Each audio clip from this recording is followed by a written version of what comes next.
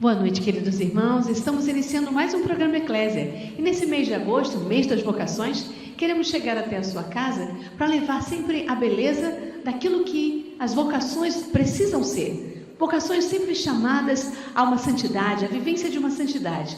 E quando nós falamos isso, muitas vezes podemos pensar, mas todas as vocações podem nos levar à santidade? Sim, com certeza. Você que vive a sua vocação, segundo aquilo que foi sonhado por Deus para a sua vida, com certeza, escondido no coração de Deus, Deus quer levar a sua vida, você e seu esposo, você e sua esposa, você jovem que tem o desejo de consagrar a sua vida através do sacerdócio, através de uma vida religiosa, seja dentro de uma congregação, seja dentro de uma realidade consagrada, de uma nova comunidade, de um movimento. Eu não sei qual é o chamado de Deus na sua vida, mas seja como for, é um chamado à santidade.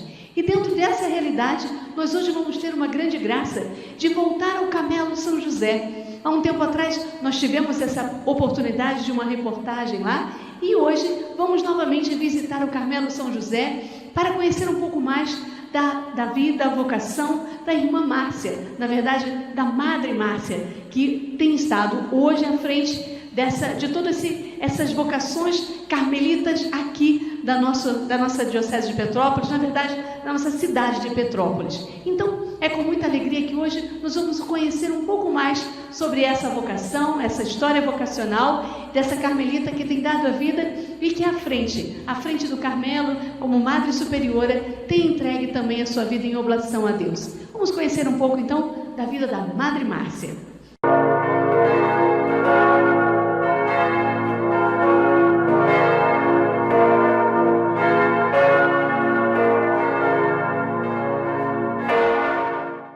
Olá, queridos amigos, o programa Eclésia hoje, de maneira especial, como vocês estão vendo, estamos em frente à Catedral São Pedro de Alcântara, porque a partir daqui nós vamos conhecer outro trajeto que nos leva à vocação tão especial dentro da igreja, que é a vocação carmelitana.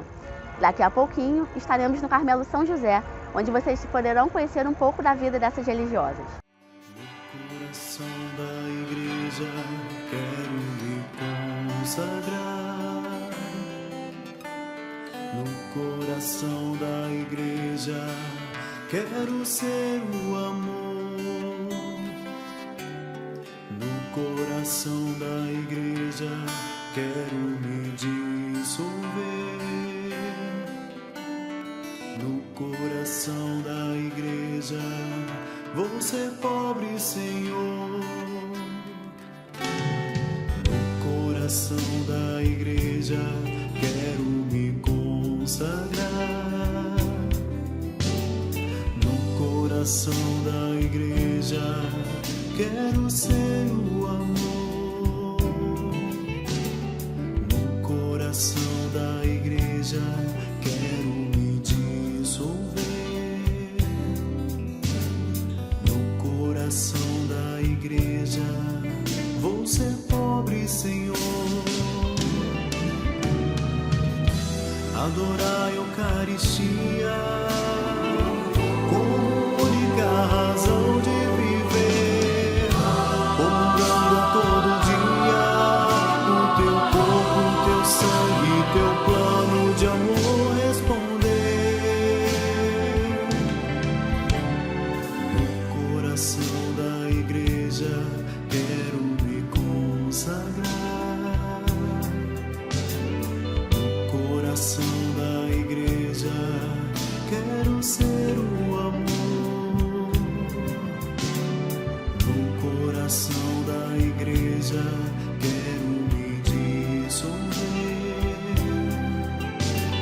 No coração da igreja vou ser pobre, Senhor. Venerar sempre a Maria, responsável por minha conversão, me entregando a todo dia, a mãezinha do céu, padroeira da minha salvação. No coração da igreja quero me consagrar. No coração da igreja quero ser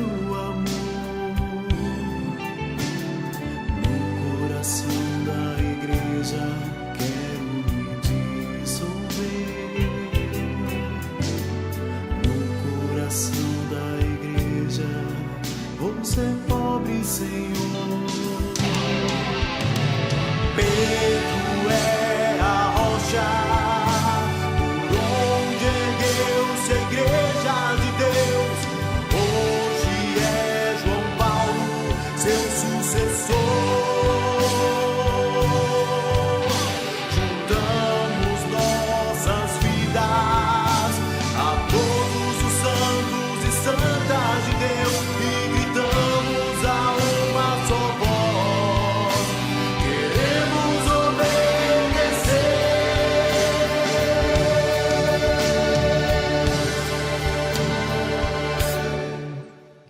No coração da igreja quero me consagrar.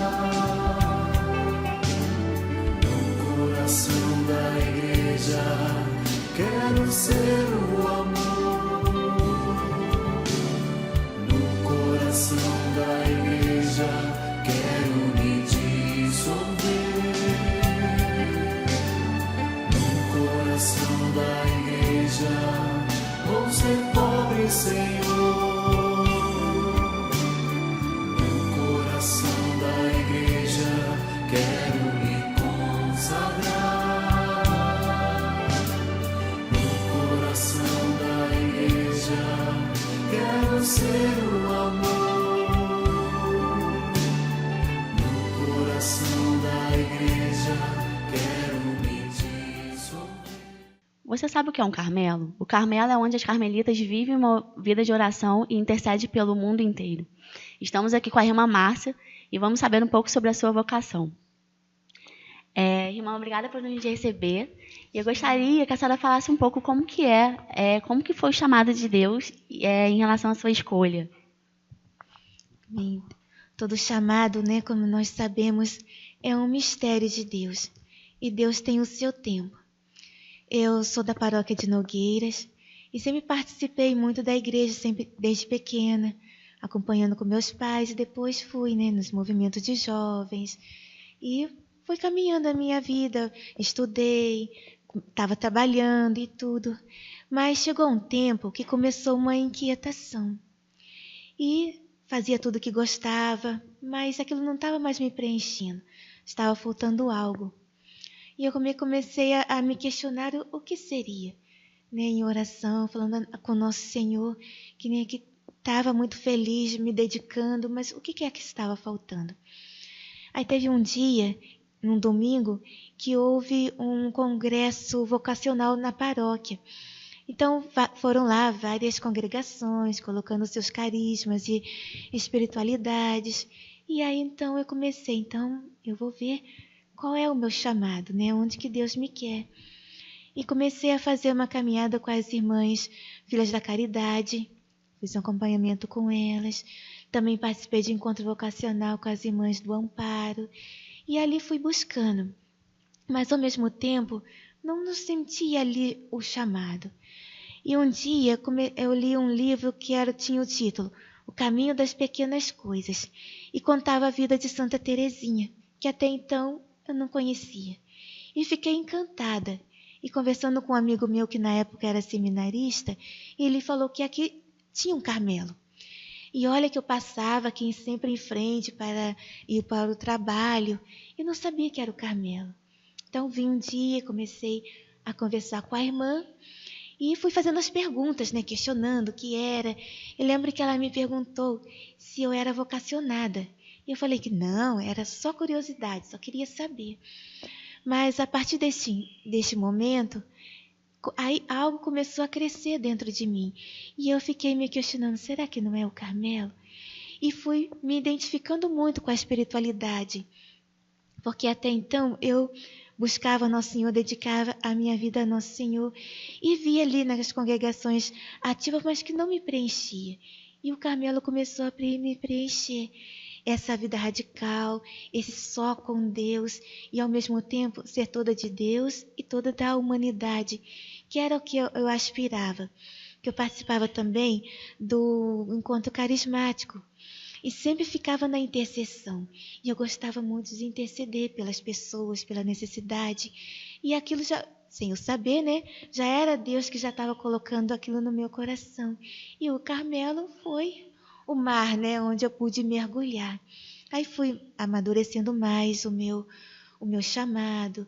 Na época foi um pouco mais difícil, porque eu não tinha um diretor espiritual. Então eu fiquei assim, será que isso é coisa minha, né? Será que é um desejo meu e é só minha própria vontade? Então eu precisava de uma confirmação de fora. Aí um dia eu fui na catedral, conversei com o padre André Astini e ele me ajudou nisso, a confirmar a minha vocação. Então assim eu me senti mais segura para entrar, ou seja, para me aventurar, né? Porque a vocação, o chamado, se torna uma aventura.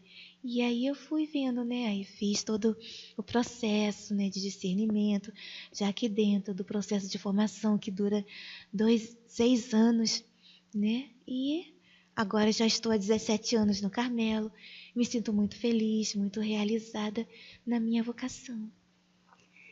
Depois que da escolha, depois do chamado, e quando entra, quais são os votos necessários para que realmente se torne uma carmelita? Então, aí a gente começa com o postulantado.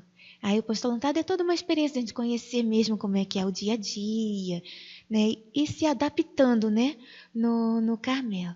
Aí dura 1 ano. Aí depois a gente recebe o hábito. Aí a gente se torna noviça, só que o véu é branco. Aí tem 2 anos e a gente faz os votos temporários. Os votos de castidade, pobreza e obediência. Que são os votos que os religiosos mesmo fazem, né? Depois são mais 3 anos e aí a gente faz o voto solene, a profissão solene. E aí então a gente recebe o véu preto. E o que significa, irmã, a grade? A grade, ela significa para o mundo uma separação. Ou seja, a nossa vida é toda entregue a Deus. Estamos aqui somente para Deus. Então, a grade não é um impedimento para que a gente não saia, mas ao contrário, para que os de fora não entrem. Para que a gente esteja aqui para falar que esse espaço aqui é só de Deus, né? É mais para simbolizar mesmo isso, essa separação. Uma separação material apenas, porque espiritualmente nós não estamos no mundo, né? Não somos do mundo, mas estamos de uma maneira diferente pela oração, né? Muito mais próxima até do que nós se estivéssemos, né? Assim, no mundo mesmo, né? E tem irmãs que são autorizadas a saírem? Quando que elas são autorizadas? Porque a gente tem a clausura. Então, a gente só sai mesmo por necessidade. Ou seja, para ir ao médico, dentista. Para a família, só em caso mesmo se o pai, mãe estiverem doentes. Então, a gente vai. Então, a nossa é visita. Nós não temos férias. Não vamos às férias, a família. Nós vamos somente mesmo para uma necessidade, né? Para dar uma presença na família quando eles necessitam. E como que é o dia a dia aí dentro do Carmelo? Desde a hora que vocês acordam até a hora de se recolherem? Bem, o nosso dia a dia, o nosso despertar é às 4:30 da manhã, todos os dias. E aí, depois vamos para o coro, 5 horas nós rezamos o ofício das laudes. Depois, 1 hora de oração. Aí nós rezamos depois 1 hora média, que é tércia. Aí eu preparo do café, né, que dá 6:30, aí às 7 horas é o café. Aí nós temos de 7 horas até 10 para as 11, é o momento do trabalho, porque nós aqui que fazemos todo o nosso trabalho. Cozinha, lavanderia, costura, a limpeza da casa, o período também de formação para quem está na formação. Então, esse é o momento para isso. Aí depois, 10 para as 11, 11 horas, nós nos reunimos novamente para rezar o ofício de sexta. Rezamos o ofício de sexta, aí depois tem o horário do almoço. Aí, 12:00, nós temos o horário do recreio, que vai até 1 hora. Aí, 1 hora é o momento das irmãs do descanso, né? Até 10 para as 2. Aí, 2 horas, nós rezamos o ofício de Noa. Depois tem o horário de leitura espiritual. Aí, de 3 até 20 para as 5, Aí é um momento livre também, para fazer trabalhinhos pequenos, né? Terminar as atividades do dia. E aí depois nós rezamos vésperas. Durante a semana, nós temos a missa às 18 horas, sábado e domingo às 8 da manhã. Então, aí tem as vésperas às 5 horas, 5h10 termina as vésperas. Aí nós temos a oração até o horário da missa. Depois da hora da missa, aí a missa, ação de graças, é o momento do jantar. Aí tem o jantar, aí depois novamente o horário do recreio, até às 8. Às 8 horas nós rezamos completas. Aí tem o intervalo, completas dura até 8h15, mais ou menos. Aí tem o intervalo até às 9.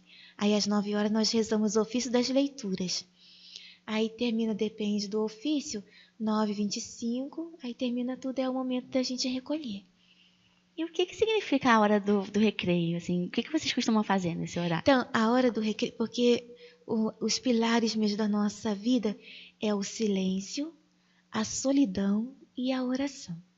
Então, nesse período do dia, mesmo que a gente esteja, no caso, na cozinha, né? Tem uma irmã cozinhando, a outra ajudando, então a gente não conversa entre si. A gente só fala mesmo o necessário. Então, o momento mesmo de partilha, de conversa, é o momento do recreio.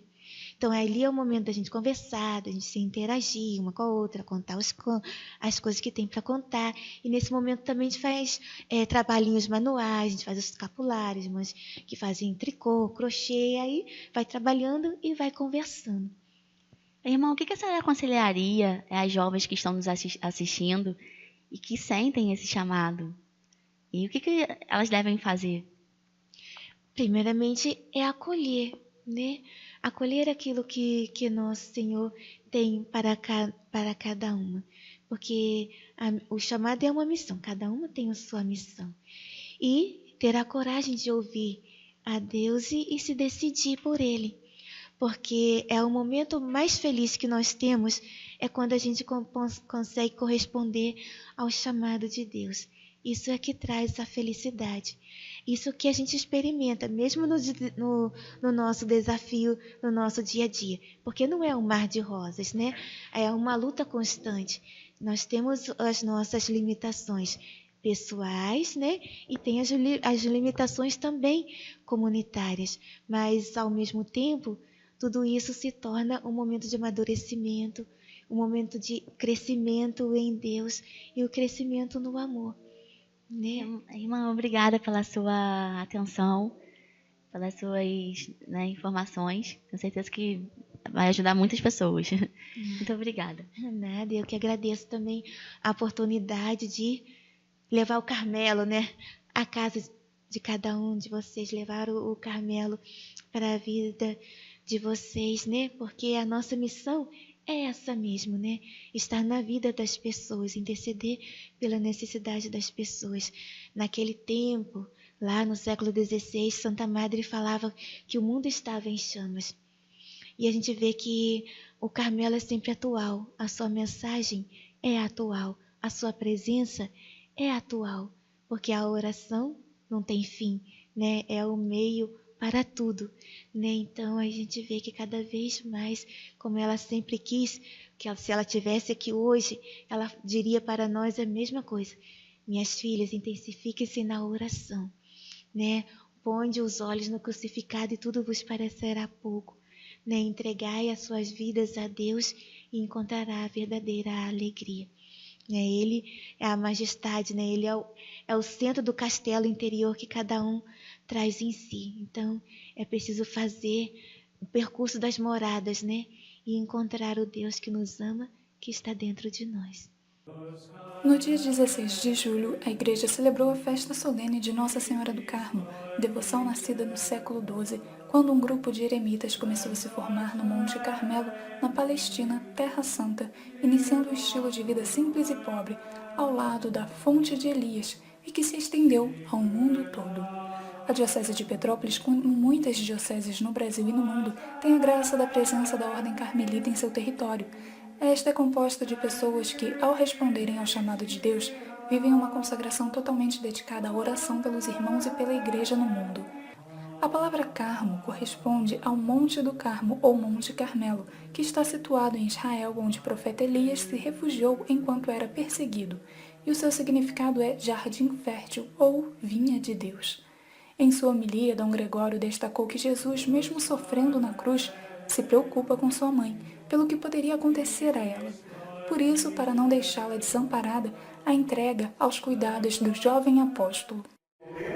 Diz para João, o discípulo amado, que representa toda a comunidade. Aí está a sua mãe.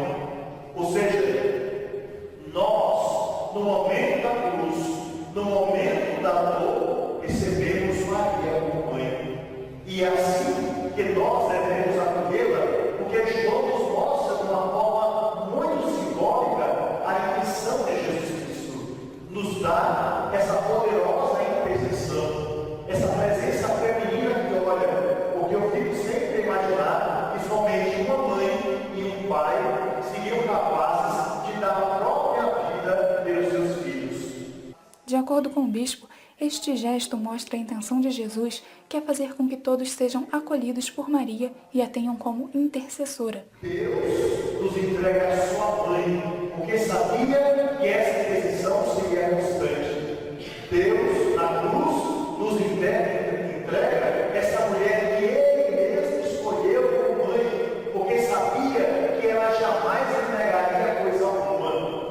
Deus nos entrega a Maria como grande intercessora, porque Ele sabia do olhar dessa mulher, que nas bodas de Caná percebe a ausência do vinho, que no momento do nascimento é capaz de transformar uma manjedoura em um lugar maravilhoso para receber o Filho de Deus, porque Ele sabia que durante toda a sua vida ela jamais diria não ao projeto de Deus, por mais complexo que fosse, por mais que ela não entendesse tudo, mas ela resolveu colocar o seu coração e toda a sua opção de vida para dizer: sim, Senhor, eu desejo, sim, Senhor, eu até não entendo, mas eu sei que o Senhor estará comigo. Sim, Senhor, eu darei sempre isso como resposta, porque eu sei que a última resposta da humanidade vem também do Senhor. E daí a obra maravilhosa que nós encontramos em nossa mãe do céu.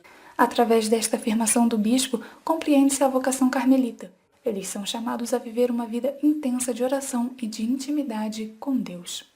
Foi essa a realidade que nós encontramos naqueles primeiros homens que foram ao Monte Carmelo.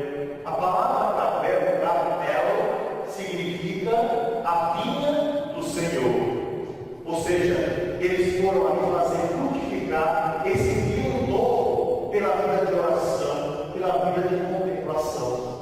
Esses homens que foram ao Monte Carmelo, eles também tiveram a coragem de viver intensamente a resposta que queriam dar para Deus.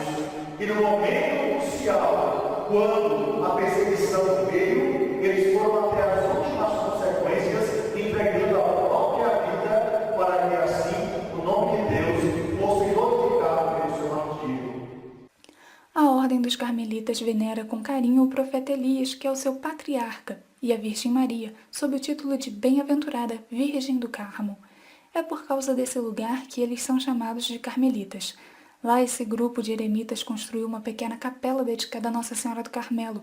Posteriormente, expulsos de Israel, eles foram obrigados a ir para a Europa devido à perseguição desencadeada pelos muçulmanos. Dessa forma, a devoção à Virgem do Carmo se espalhou e, com ela, a Ordem Carmelita.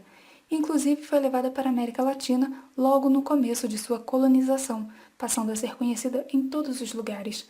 Para venerá-la, construíram-se várias igrejas, capelas e até catedrais.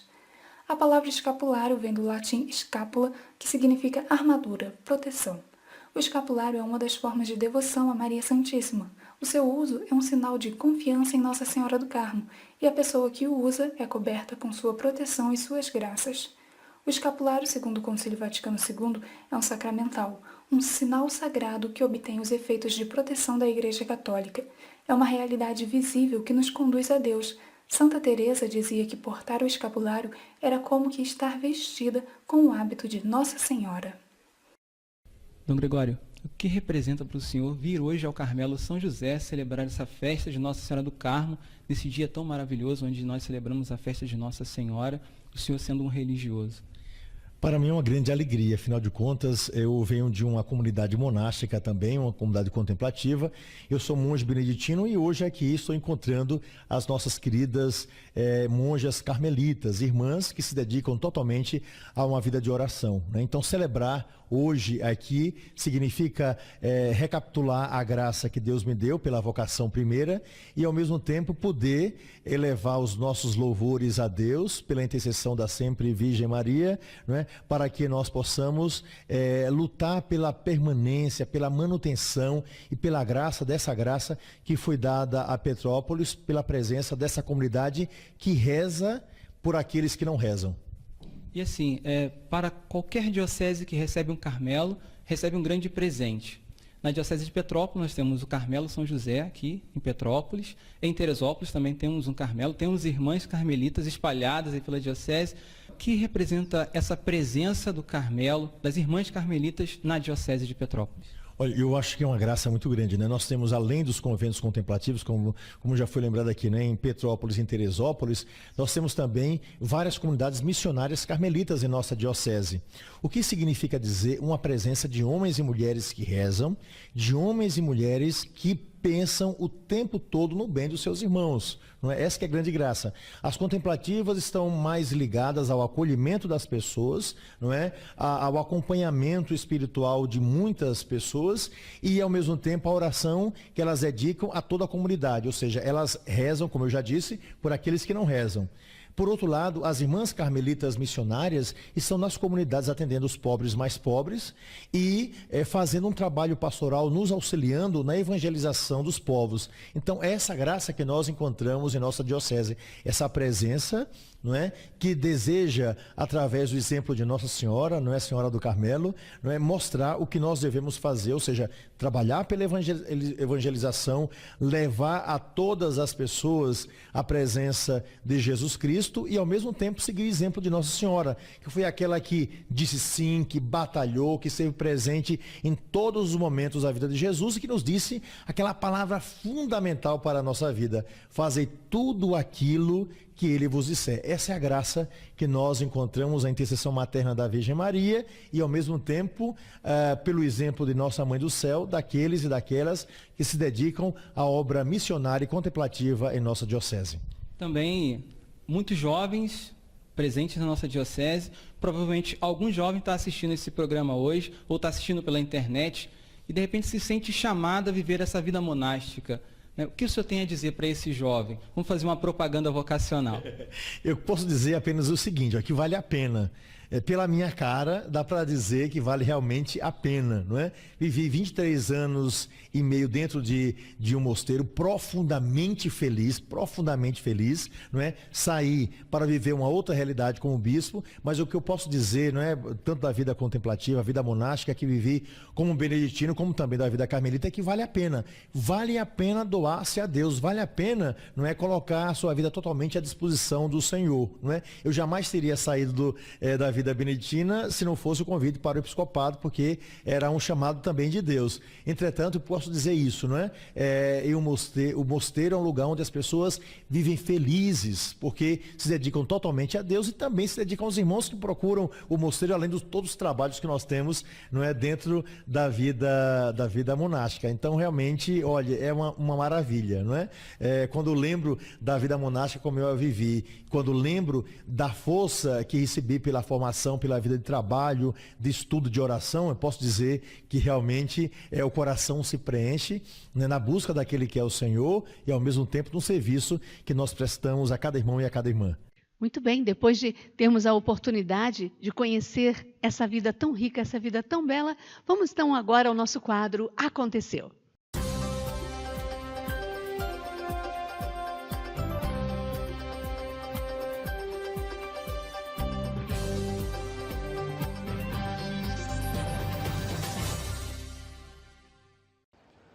Falando aos milhares de fiéis presentes na Praça São Pedro para o Ângelus na solenidade da Assunção, o Papa Francisco recordou que devemos pedir a Maria pelas nossas famílias e comunidades aquele dom imenso, a graça que é Jesus Cristo. Cari fratelli e sorelle, buongiorno. L'umiltà è come un voto che lascia posto a Dio. L'umile è potente perché umile, non perché forte. E questa è la grandezza dell'umile, dell'umiltà. Io vorrei domandarvi, e anche a me, ma non si risponde a voce alta, ognuno risponda nel cuore. Come va la mia umiltà? Il Magnificat canta il Dio misericordioso e fedele, che compie il suo disegno di salvezza con i piccoli e i poveri, con quelli che hanno fede in Lui, che si fidano della sua parola, come Maria. Tutto questo vorremmo avvenisse anche oggi nelle nostre case.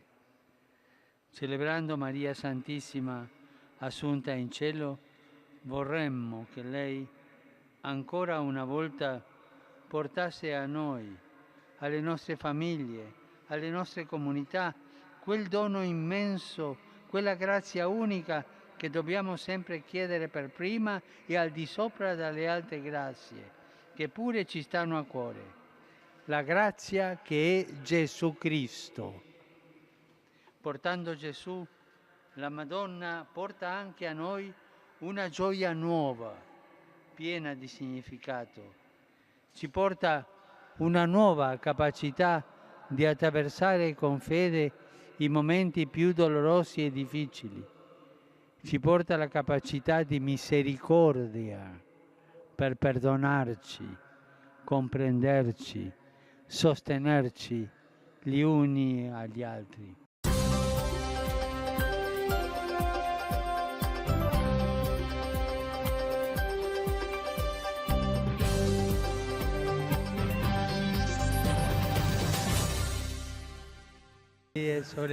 Queridos irmãos e irmãs, bom dia.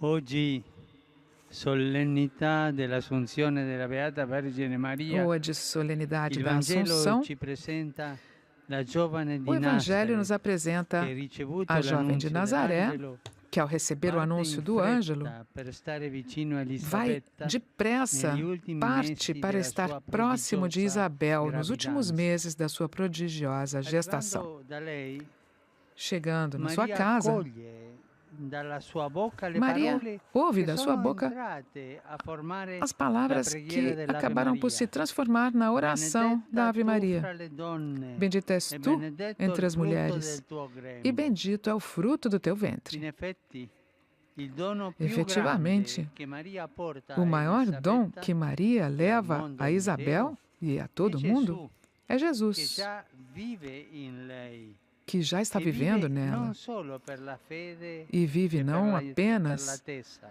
para a come in fé tante e donne pela dell'Antico expectativa, como tantas Dalla mulheres no Vergine Antigo Gesù Testamento. ha preso Da carne Virgem, umana Jesus recebeu per la carne sua humana missione di salvezza. para a sua missão de salvação.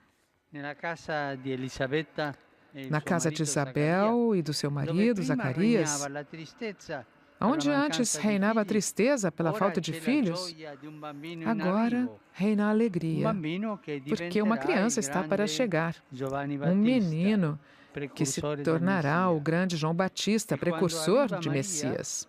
La E quando gioia Maria chega, trabocca essa alegria e transborda prorompe dai cuori, e emerge perché la dos presenza corações, invisibile, porque ma a reale presença di Gesù invisível, mas real de riempie Jesus tutto di senso. dá sentido a La tudo. vita, la famiglia, A vida, la salvezza a del família, popolo, a salvação do povo. tutto. Tudo. Questa gioia Essa grande alegria se expressa com a voz de Maria na linda oração que o Evangelho de Lucas nos transmite e que, a partir da primeira palavra latina, se chama Magnificat. É um canto de louvor a Deus que realiza coisas grandes através das pessoas humildes, desconhecidas ao mundo, como a própria Maria, como seu esposo José, e como é também o lugar em que vivem, Nazaré. As grandes coisas que Deus fez com as pessoas humildes. As grandes coisas que o Senhor faz no mundo com os humildes. Porque a humildade é como um vazio que dá lugar a Deus. O humilde é poderoso porque é humilde, não porque é forte. É essa a grandeza da verdadeira humildade. Eu gostaria de perguntar a vocês, e a mim mesmo, mas sem que vocês respondam de voz alta, mas no coração. Como está a minha humildade? O Magnificat canta o Deus misericordioso e fiel, que cumpre o seu desígnio de salvação com os pequenos e os pobres, com aqueles que têm fé nele, que confiam na sua palavra como Maria. Eis a exclamação de Isabel: bem-aventurada aquela que acreditou. Naquela casa, a chegada de Jesus, através de Maria, criou não apenas um clima de alegria, de comunhão fraterna, mas também um clima de fé, que gera esperança, oração e louvor. Nós gostaríamos que se verificasse em nossas casas hoje isso, celebrando Maria Santíssima Assunta no céu.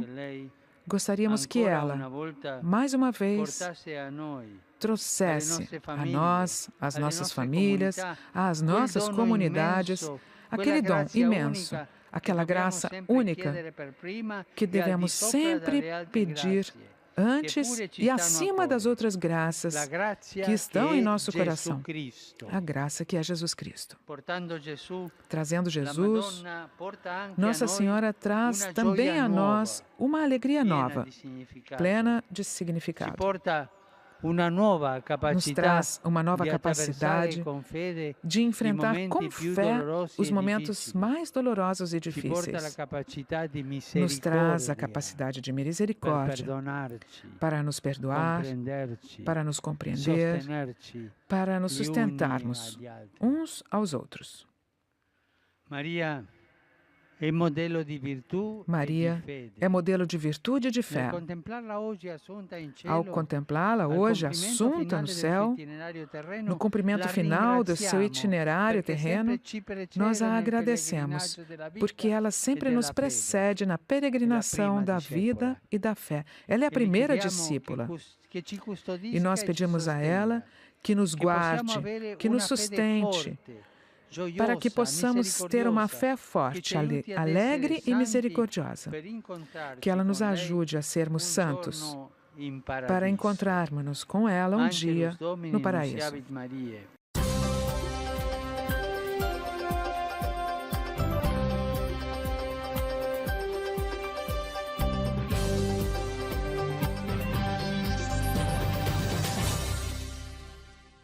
Cari fratelli e sorelle. Queridos irmãos e irmãs, bom dia. O Evangelho de hoje nos apresenta um singular exemplo de fé no encontro de Jesus com uma mulher cananeia, uma estrangeira, em relação aos judeus. O episódio acontece enquanto ele está em caminho rumo às cidades de Tiro e Sidônia, no noroeste da Galileia. Ali, a mulher implora Jesus para curar a sua filha, que está cruelmente atormentada por um demônio. Inicialmente, o Senhor parece não ouvir esse grito de dor. E são os discípulos a interceder. A aparente indiferença de Jesus não desencoraja essa mãe, que insiste em sua invocação. A força interior daquela mulher, que lhe permite vencer qualquer obstáculo, reside no seu amor materno e na confiança de que Jesus pode atender o seu pedido. Isso me faz pensar na força das mulheres. Com a sua força, elas são capazes de obter coisas grandes. Nós conhecemos tantas. Podemos dizer que é o amor que move a fé. E a fé, por sua vez, se torna um motivo para ela gritar. É o prêmio do amor. O amor imenso pela filha a induz a gritar: Senhor, filho de Davi, tem compaixão de mim. E a fé perseverante em Jesus não lhe faz desistir, mesmo diante da primeira negação. Assim, a mulher se prostrou diante de Jesus e começou a implorar: Senhor, socorre-me. No fim, diante de tanta perseverança, Jesus fica admirado, surpreso com a fé de uma mulher pagã.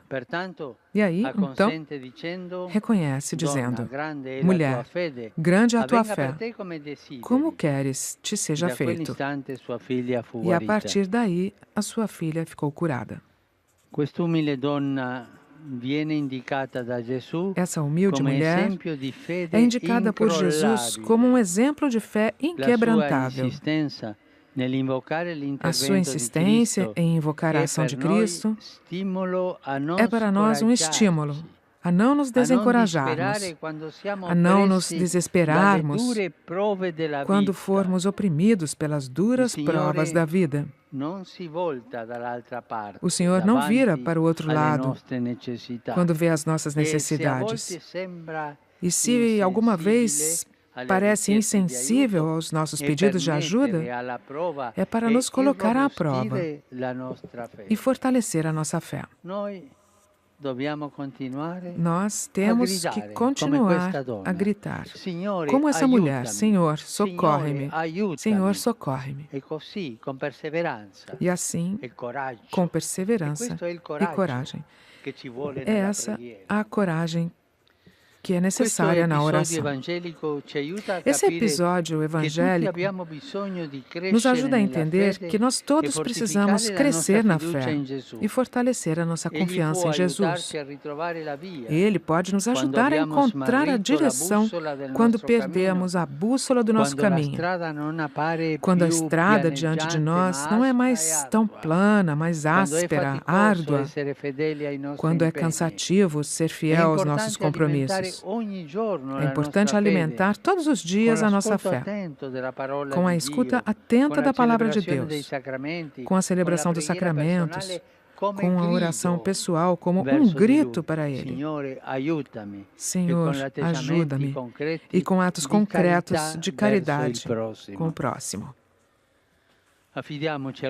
Entreguemo-nos ao Espírito Santo, pedindo que Ele nos ajude a perseverar na fé. O Espírito infunde audácia no coração dos fiéis. Dá à nossa vida e ao nosso testemunho cristão a força da convicção e da persuasão. Nos encoraja a vencer a incredulidade em relação a Deus e a indiferença por nossos irmãos. Que a Virgem Maria nos torne sempre mais conscientes da nossa necessidade do Senhor e do seu Espírito. Nos assegure uma fé forte, uma fé corajosa, plena de amor, e um amor que saiba ser uma corajosa súplica a Deus.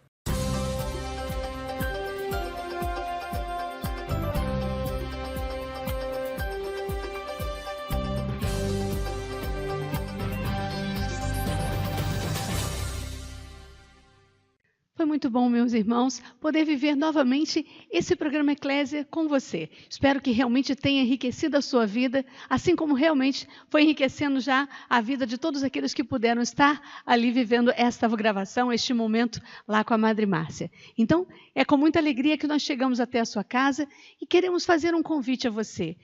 Não deixe de escutar a voz de Deus. Deus quer falar ao seu coração sobre aquilo que Ele também sonhou para a sua vida, para a sua vocação.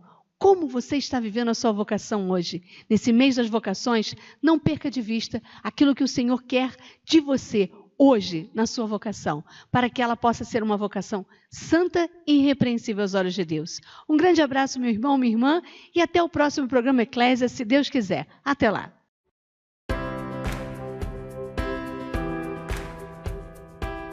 Meu querido irmão, minha querida irmã, tem um convite para fazer para você.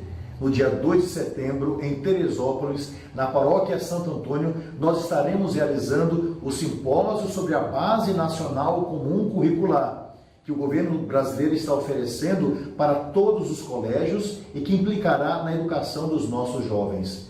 Nós temos uma série de interrogações, principalmente por questões reducionistas que foram apresentados nessa base curricular e que nós precisamos discutir.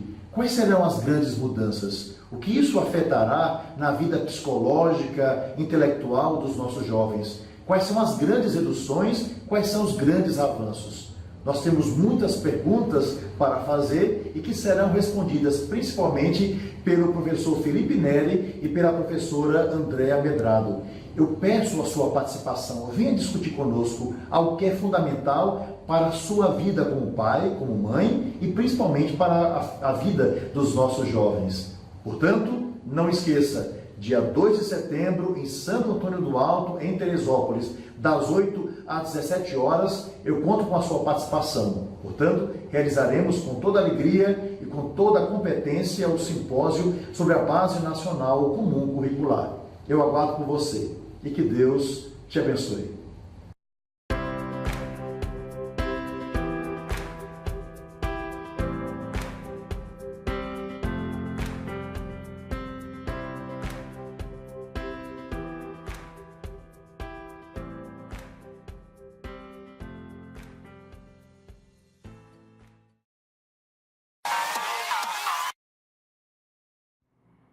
Não existe nada mais importante que a educação de nossos filhos.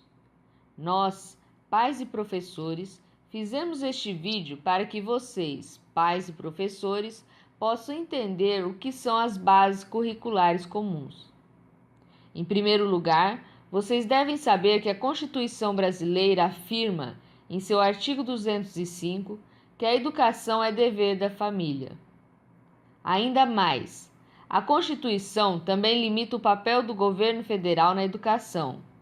Ela afirma, em seu artigo 22, que em matéria de educação, cabe ao governo federal apenas fornecer as diretrizes e bases da educação nacional. E em seu artigo 210, um conteúdo mínimo para o ensino fundamental. O restante da educação cabe aos diversos sistemas estaduais de ensino e às próprias famílias. E não é só isso. A Lei de Diretrizes e Bases da Educação, em seu artigo 15, preceitua que as escolas sejam assegurados progressivos graus de autonomia, não só administrativa, mas também pedagógica. Em 1998, logo após a aprovação da Lei de Diretrizes e Bases, o Conselho Nacional de Educação debateu o significado dessas expressões. A Câmara de Educação Básica interpretou essas expressões e publicou o parecer técnico número 15 de 1998. O Ministério da Educação assim explicou o que estes termos queriam significar. Diretriz é a linha de orientação, norma de conduta. Base é a superfície de apoio, fundamento. A diretriz indica a direção geral a seguir, não as coisas miúdas do caminho. A base significa o alicerce do edifício, não o próprio edifício que sobre o alicerce será construído. Assim entendidos estes termos, as diretrizes e bases devem conter apenas preceitos genéricos e fundamentais. Quanto à autonomia das escolas, isto é mais que uma diretriz, é um mandamento da lei. Mas agora, contrariamente ao que afirma a Constituição, a Lei de Diretrizes e Base e a interpretação oficial constante do Ministério da Educação, o governo brasileiro resolveu copiar o mesmo modelo que está sendo imposto nos Estados Unidos.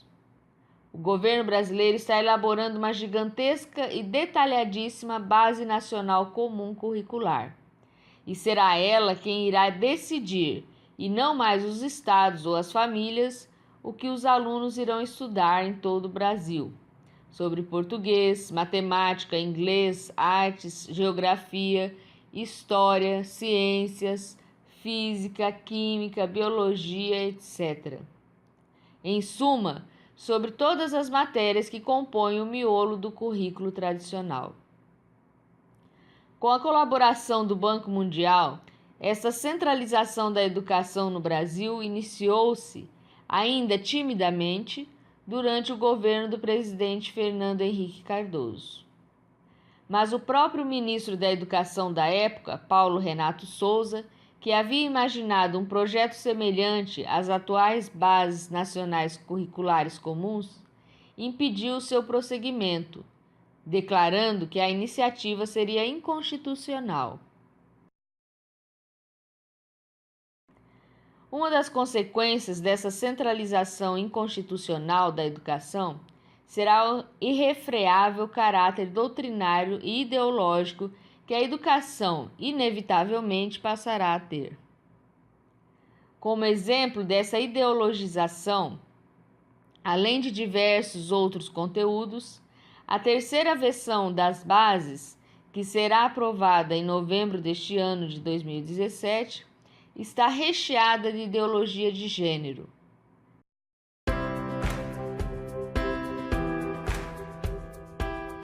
O Papa João Paulo II certa vez nos disse que o futuro da humanidade passa pela família. Você conseguiria imaginar um mundo sem uma família? Conseguiria imaginar as crianças crescendo sem alguém que pudesse orientá-la, sem alguém que pudesse educá-la de forma coerente, de forma honesta? Pois bem, o que estamos presenciando recentemente é que existe uma gama de pessoas que, não sei por que motivo, não sei por que razão, querem denegrir e prejudicar essa instituição que é divina, a instituição familiar, que é inclusive sagrada.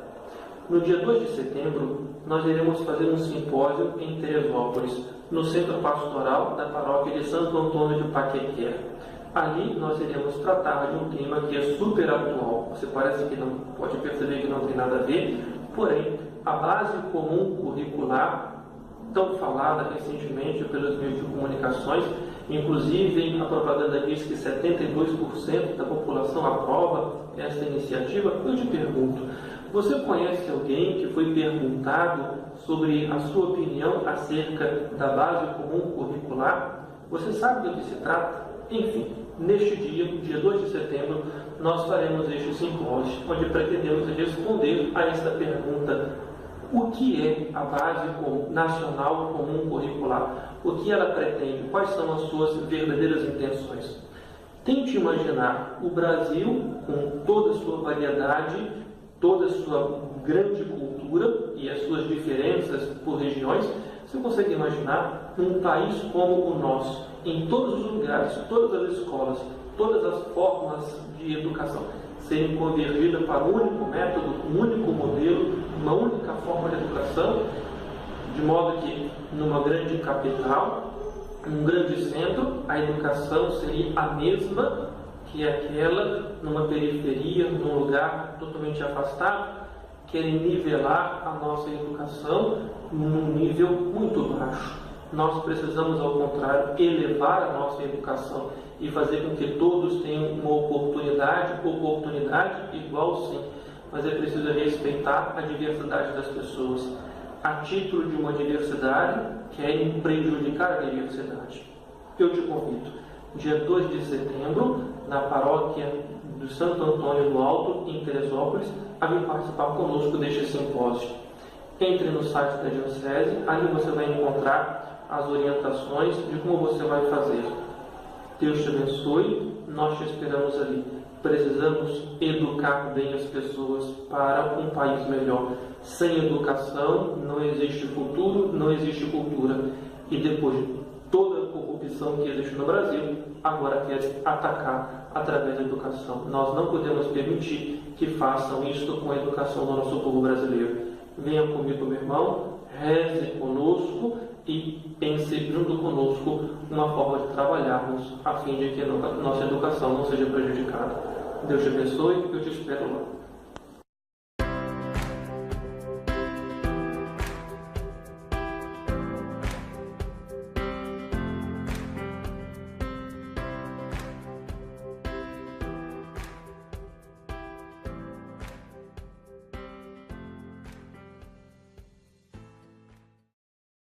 Las artes expresan la belleza de la fe y proclaman el mensaje de la grandeza de la creación de Dios. Por eso, cuando admiramos una obra de arte o una maravilla de la naturaleza, descubrimos cómo cada cosa nos habla de Él y de su amor.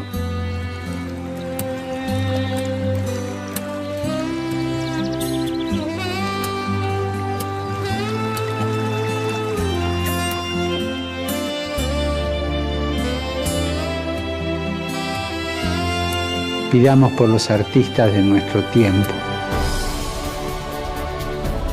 para que a través de las obras de su creatividad nos ayuden a descubrir la belleza de la creación.